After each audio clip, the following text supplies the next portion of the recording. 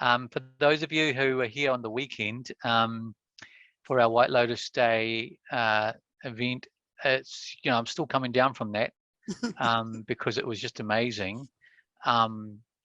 And for those of you who were there, you know, it's just carrying on the work, really. It's amazing that even though we're not together physically, it just shows how Theosophy works in terms of that super physical connection at the mental and emotional level, because everyone, including myself and Sushma, were just uplifted by just, you know, being together. So we're carrying on with our regular program in that vein, because it's just fantastic. And when we, you know, when we get together again physically, you know, there'll be no loss in the sense, I feel, from, you know, this gap that we've had from not being together physically. So as part of that, we're carrying on our second session this evening in Theosophy in the 21st Century by the study course that Mr. Mendez put together. And yeah, so next, and we'll get into it. Okay, so it's quite fascinating in terms of the universe, and you think of the Big Bang. There's, you know, it comes from nothing. The universe, you know, is not static; it's alive, and there's kind of cycles of manifestation, and it's, you know, it's beyond comprehension, really. And you know, Blavatsky, she talks about multiple universes existing. You know, and there's life is everywhere. So you know, at the moment, and I think it was Susanna from Christchurch, and she attended at the weekend, she said to us, you know, she'd got up in the morning and looked at the conjunction of the 4 planets in the moment, you know, that is happening at the moment. It's just amazing. You look out at the stars and see what's going on. Sorry, that was Sushma opening the door. I wonder what she was up to. Yeah, so the universe is not static. It's a living reality. You know, there is no dead matter, for example, and science points to that, particularly in quantum physics. You know, and it relates to what we touched on last week, the third fundamental proposition, cyclicity. So, you know, there's in-breath and there's out-breath, there's manifestation, there's rest. So the universe is alive, it's still expanding. And, you know, as HPB also said in the Secret Doctrine, there are innumerable number of universes existing, and this is just one of countless. Okay. So now this is from the book of Dzyan, and the secret of which the Secret Doctrine was written, and essentially represents pralaya, or rest, or unmanifestation. So this is before anything actually came about. So it's the absolute at rest. It's the one reality, Sat. The German philosopher Hegel called it absolute being and non-being. So it's the cosmos in eternity before manifestation. It's everything that ever was, that ever is, that ever shall be. And it's symbolized by a white disk on a black background. And that is what HPB described when she was writing the Secret Doctrine. And I can just quote exactly what she says here. An archaic manuscript, a collection of palm leaves made impermeable to water, fire, and air by some specific unknown process, is before the writer's eye.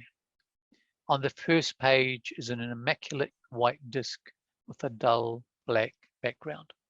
So that's what HPB was seeing with her superphysical abilities in writing the Secret Doctrine. So that's the starting point. Yep, Sushi. So this is the next stage in manifestation, which is called differentiation. So this dot in the middle of this absolute, you know, space, with an abstract space, as HPB calls it, is this first point of differentiation, or It's the germ, if you like, of the universe that it's about to come. So it's that kind of first point, that seed, the first cause that's going to carry on and start everything off in terms of manifestation. So HPB denotes it. She calls it the mundane egg, the germ within the latter, which will become the universe, the all, the boundless periodic cosmos. So it's the germ, the seed that starts everything off from the void, from the absolute rest. Okay, so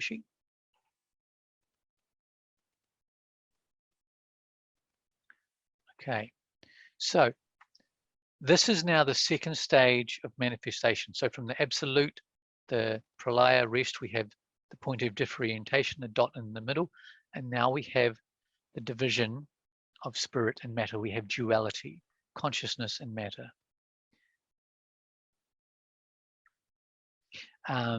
So in its expression, spirit or purusha is masculine and prakriti or matter is feminine. So you have the yin and the yang in the I Ching tradition. So there's that positive and negative. All of those opposites that we get as part of our daily life.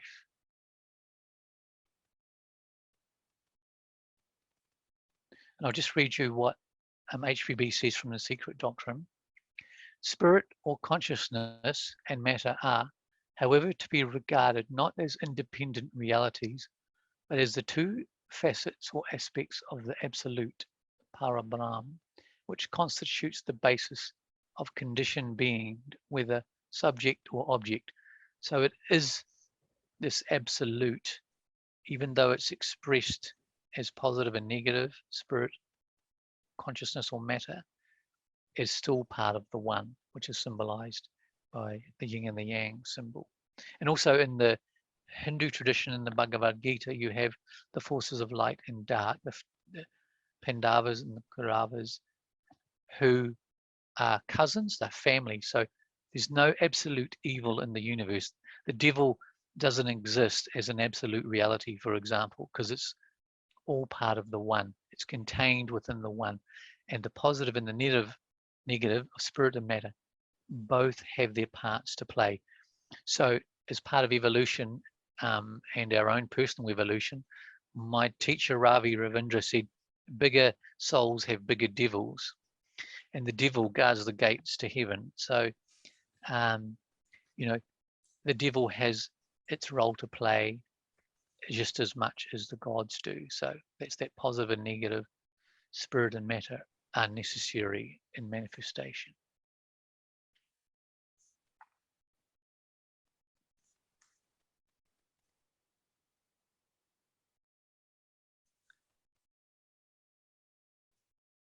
Okay, so now we have the third and final stage of manifestation, where we have the vertical line going through the previous horizontal line where we had the division of spirit and matter.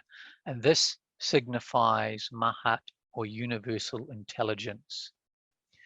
So Mahat is a principle that is present in everything, and it's symbolizes the interaction between spirit and matter.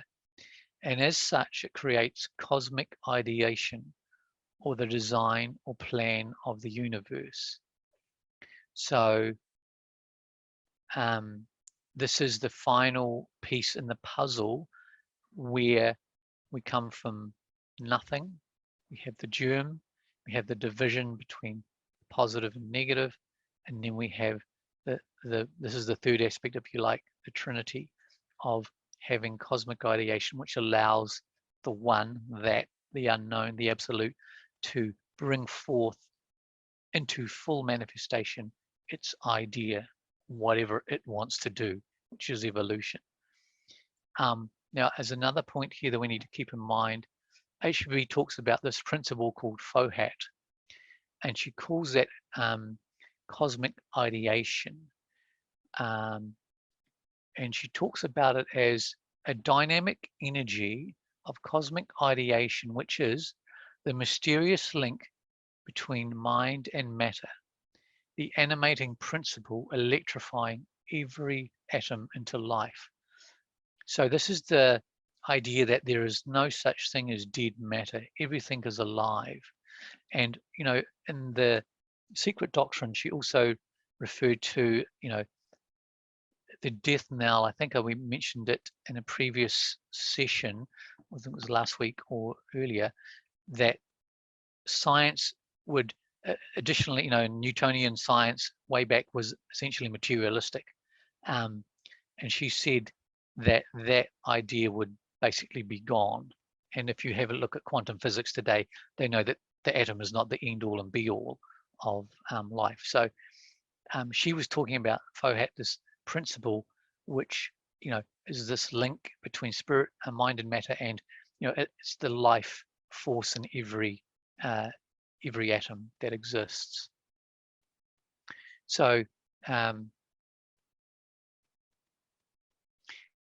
so here we have the final kind of stage of manifestation of the one into the universe. So you have that first stage of differentiation, second stage, spirit and matter, and third is that cosmic ideation, so universal intelligence. So if, for example, the one, the divine, whatever we want to call it, stopped thinking, then all of this world would disappear, So we live, and this is the entity that we live and move within and have our being within. So we are part of this absolute and its manifestation, and we're all part of that sparks of the divine, if you like.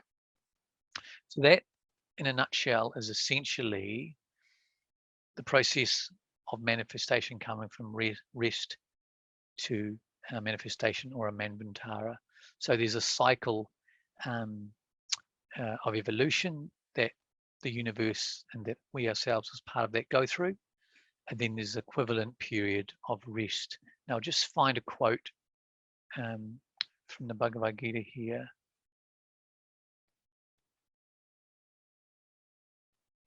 Okay, so it's from chapter 8.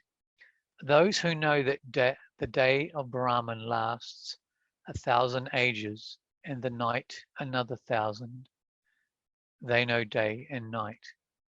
When the day dawns, everything manifested arises from the unmanifested. And when night comes, everything is absorbed into the unmanifested. This crowd of beings repeatedly produce, dissolves at night, and by divine ordination rises again at the dawning of the day. So here we have this idea of cyclicity, of life and death, day and night, in breath and out breath. The universe, the absolute, is alive and it is living for many billions of years in terms of manifestation. I mean, the universe, I think, is still expanding, scientists have told us. So, before it starts contracting, we would have had gone through quite a lot. Okay, so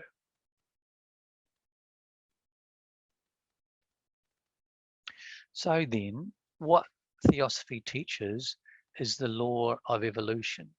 So through this process of manifestation, consciousness is evolving, and it, the law of evolution in consciousness is a characteristic of the entire universe. So everything is evolving in whatever form there is. So if you think about our own Earth, and going back millions of years when the dinosaurs, had their time, consciousness through those forms was evolving. And obviously, when those forms were no longer relevant, consciousness moved on to other forms. So, and what we've also learned from the Secret Doctrine, that humans, as we are in these bodies, is very different to what our bodies were millennia ago. and what they will be in the future going forward, because consciousness to express itself through human bodies will need to change. So the more we have a deeper realization of unity, then our bodies need to change to express that awareness. So if you think of a crude analogy, you can't put 100 watts through a 20-watt bulb. Okay, it'll blow. So human beings ultimately will evolve, and their bodies will be able to reflect at a deeper degree that unity, which we're all part of, that one. So all evolution is one of the laws of the universe, and essentially is the meaning of life. Okay. Yeah, so HPB talks about evolution as a double stream of force, spirit and matter, which we looked at just previously, which starting from the neutral center of being, from the absolute at rest, pralaya, it goes through its cyclic process and incessant transformations. And remember from last week, our third and second fundamental proposition point to this. Okay.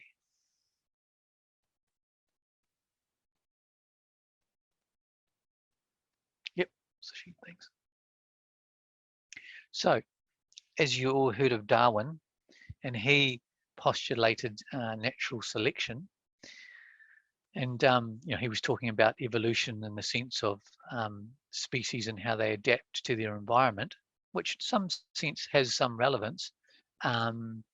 But it's interesting to note what HPB says, and we'll get to that shortly, but she kind of suggested that what he is describing is, in fact, the actual changes that occur at the biological level through changes, through adaptation of animals, but it's not necessarily a cause.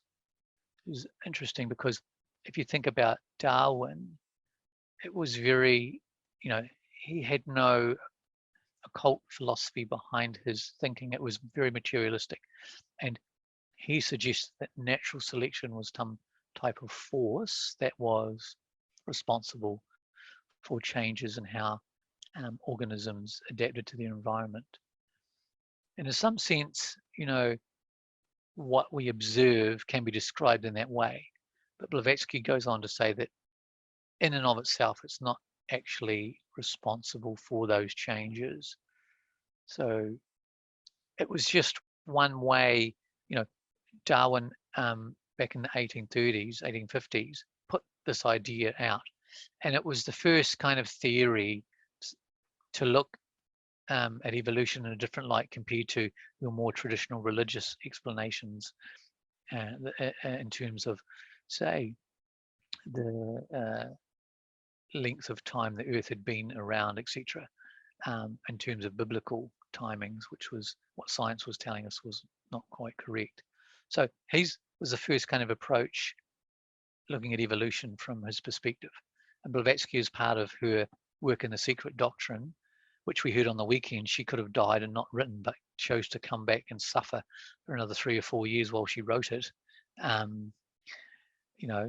She questioned this idea of natural selection because she was questioning at her time the existing theories of science in 1888. Okay. So the question then is, if, according to Darwin and according to HPB, nothing is actually happening in terms of natural selection, it's an effect but not a cause, and this is what HPB called a myth. It's not a power in and of itself creating those changes. The question has to be asked, is there an intention in evolution? Is there a conscious intelligence? And from the occult tradition, from the Theosophical tradition, HPB would say, yes, there is. So, she's suggesting that, as I said, natural selection is a representative term which describes those variations, but it's not a power in and of itself. And she also went on to say that it doesn't really account for any of the stupendous complexities and marvels of the human body for existence. You know, the argument is that our bodies came about through millions of years, of evolution, while Blavatsky's saying that's just not going to come about by this idea of natural selection. And she's saying that there's more than that. There's a subconscious intelligence pervading matter, which affects how our bodies change. And if we think about it and take this idea, which is what she said, which we looked at last week, which is the 3 fundamental propositions in the Secret Doctrine, there is some absolute immutable principle that exists and which expresses itself through evolution and consciousness. So that is her premise. Okay.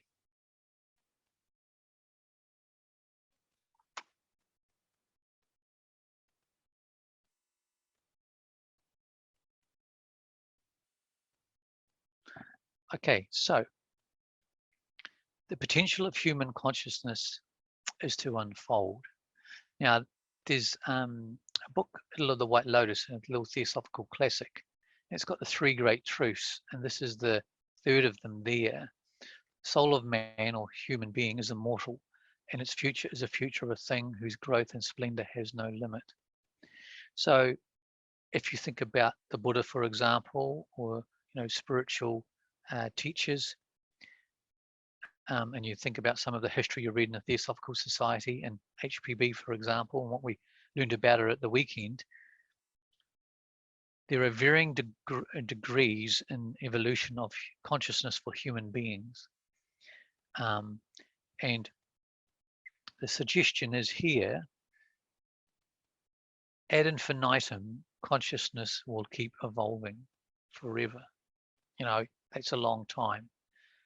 And if you think about, there's some kind of intelligence, underlying intelligence ruling the universe, providing these, what we call is nature, natural laws that exist.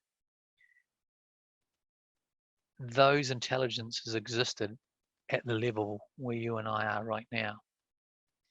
And humanity's real life begins once we realize who we really are, that we're more than just these bodies, and that our future potential is unlimited, because life and death come and go, but consciousness remains.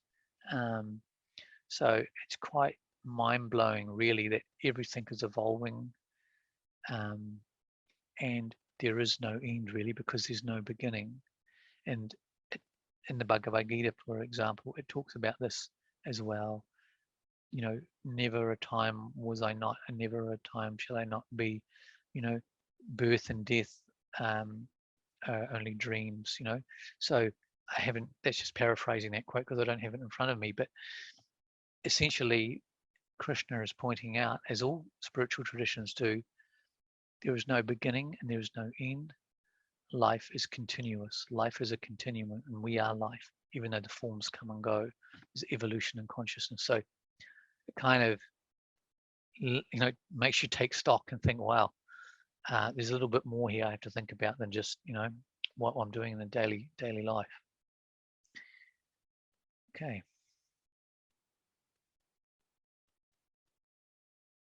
So here we have evolution through stages of consciousness during manifestation. So these various kingdoms of nature. So you have the mineral kingdom. So this is the first kingdom of nature at the physical level, when consciousness comes from the one and goes down through the subtle levels of manifestation to the physical.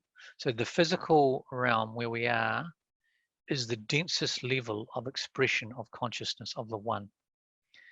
And it starts at that level with the mineral kingdom. So life is in minerals.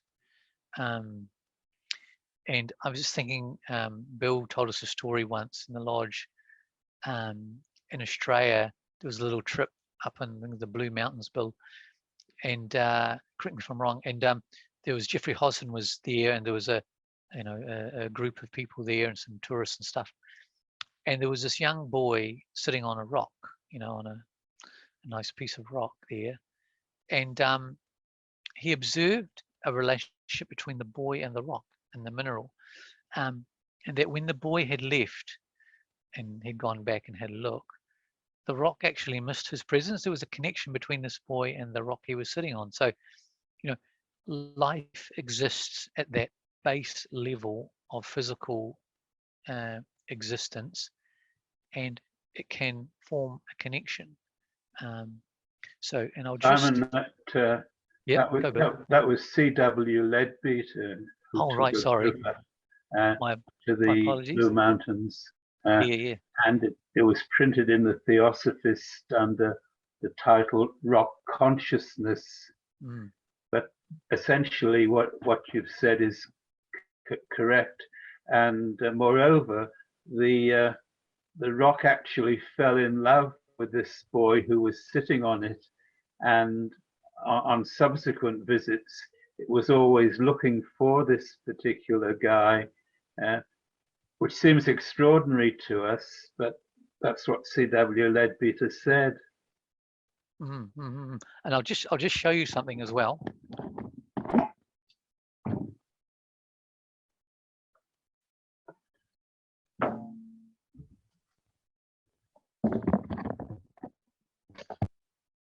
Okay, so here's a crystal that I got many years ago. A friend gave it to me, member of the society, 25, 30 years ago. And I have noticed the color change over those years. I've kept it for all that time. It's very interesting. So I've just kept it and it's changed. It's quite interesting to note. And also for our Hamiltonians who are here, when we did up the car park and did everything up, and Brian Pollock from New Plymouth helped us, I took a piece of the old rock with me. So I have my mineral kingdom with me on my mantelpiece on the windowsill. So life is everywhere. So then obviously through the vegetable kingdom, consciousness is allowing itself more expression. And if you look at trees, and they big trees, like Tane Mahuta, for example, if you've ever been and stood by it, it's amazing. They exist and have more expression to move around, but it's just fascinating. Like our tree out the front of the house, the leaves are pretty much gone now, and it's just interesting to watch it through the cycles, through spring, summer, autumn. It's amazing to watch and how it lives. And then obviously the animal kingdom, and for those of you who've got your pets, like Sonia's got the budgie, on her head there. Do you see that? They again can express life differently. And it's quite interesting, we all know that our cats and dogs and stuff, the higher mammals, the next stage in evolution for them is to become a human. So it's quite fascinating. And the human being in itself is quite fascinating because we're stuck between the animal and the spiritual, the superhuman kingdom, when we become fully human, like an adept. And it's interesting, Isis Rezende, who spoke at the Easter retreat, talked about that a little bit as well, and that human beings have that struggle to go on and move between it. It's a little Chinese proverb here. Life sleeps in the stone, it dreams on the plant, is awake in the animal, and knows it's awake in the human being. So there's all those changes in consciousness. And there's no dead matter, obviously. Okay.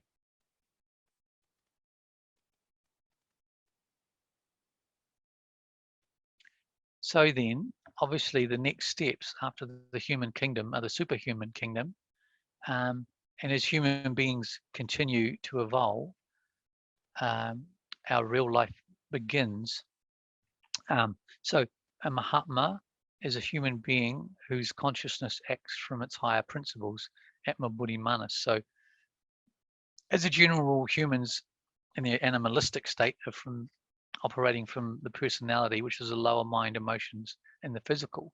And we have to kind of transmute those energies to operate from the higher aspects of ourselves. And as part of the presentation, I came across a quote from Mahatma leaders. I can come near you, but you must draw me by a purified heart and a gradual developing will. Like the needle, the adept follows his attractions. So we have to leave our world to enter their world if we want to become disciples, if we want to attract their attention. And, you know, through our service in the society, particularly given that it was started by one of their agents, you know, we have an opportunity to do that, which is not to say that anything else we do in our life doesn't afford the same opportunity, because it's how we live and how we approach our life.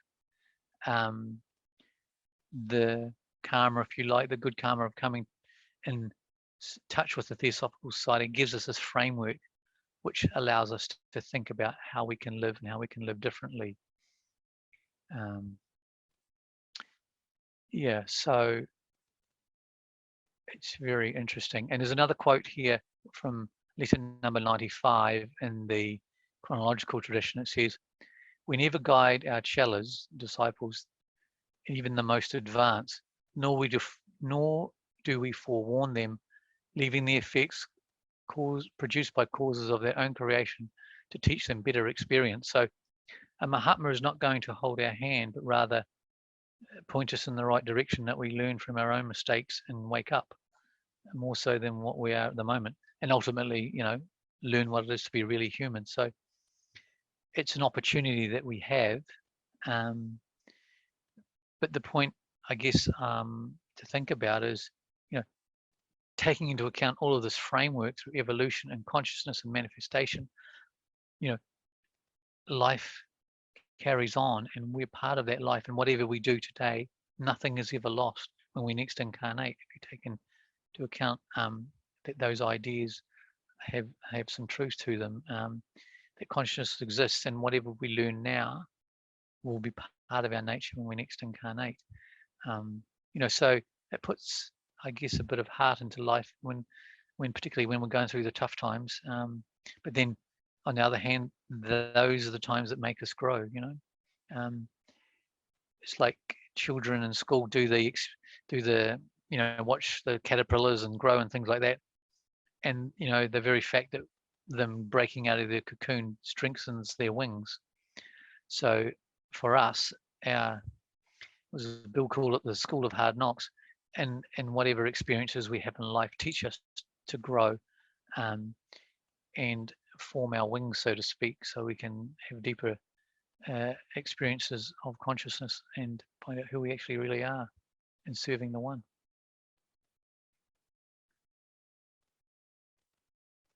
Which brings us pretty much to the, you know, what can we actually do? And it's just to carry on and do the best we can. You know, there's that realization that we are indeed one, to think about that, try and implement that, live in that way.